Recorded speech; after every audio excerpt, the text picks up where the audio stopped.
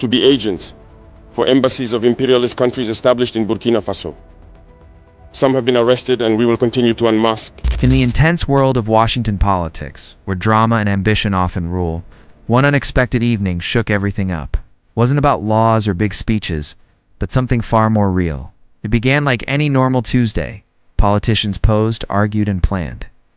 But then came a twist. Captain Ibrahim Traoré, the young respected leader of Burkina Faso, received a surprising invitation, one that would shift more than just a debate. He was asked to appear on the American Debate Forum, the most watched political show in the US, to go head-to-head with Senator JD Vance, one of the most controversial figures in American politics. On the surface, it looked like a discussion on African policy. Behind the scenes, it was a setup.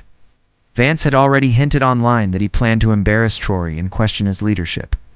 But Traoré didn't back down, simply replied, "Truth doesn't fear the microphone." The political world paused as Traoré boarded the plane. To Washington, the stakes were heavy. This wasn't just about words, it was a moment that could shift global perception. Vance came prepared to win, wearing a crisp suit and smug confidence. Traoré arrived in simple military fatigues, no flash, no script, just quiet strength. When the cameras rolled, Vance attacked first. "Captain, you lead a country most Americans can't even find on a map. Why should you speak about leadership?" Here the crowd laughed, but Traoré stayed calm. He leaned forward and said firmly, "In my country, people die for bread. In yours, they die of loneliness."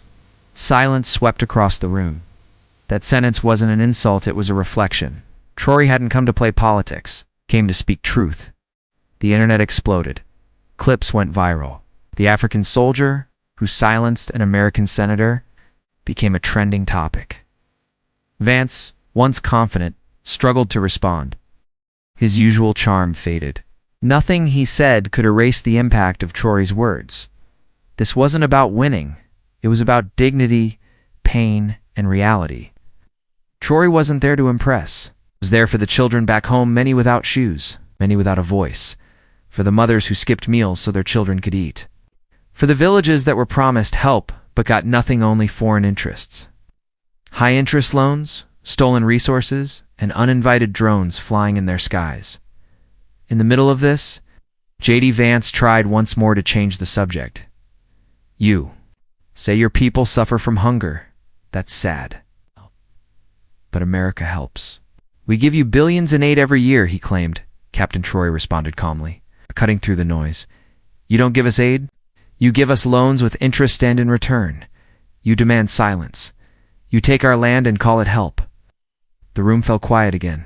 Traoré never shouted. He didn't need to. He just spoke the truth most don't want to face.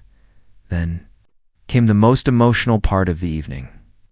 Traoré reached into his jacket and pulled out an old, folded letter. It was from his father, written before he was killed. When Traoré was just 15, the letter was yellowed and worn. It's full of pain and memory. He read aloud, "Son, if this finds you, remember our country may be poor, but don't let fear guide your heart. Fight only when others have no strength left. And if they laugh at your pain, let them.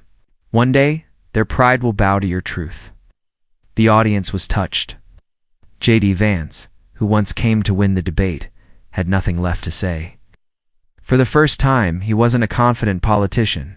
He was just a man quietly facing a truth he couldn't argue with. As the night came to an end, Traoré told one final story. About a little girl who walked 3 days to his army base, carrying her baby brother. Her village had been destroyed. "Please help us," she said. "The men are coming." They later found her village burned and empty. But the girl survived. She now teaches other girls how to write their names, Traoré shared. Her first word was hope. And just like that, the debate was no longer about politics or pride.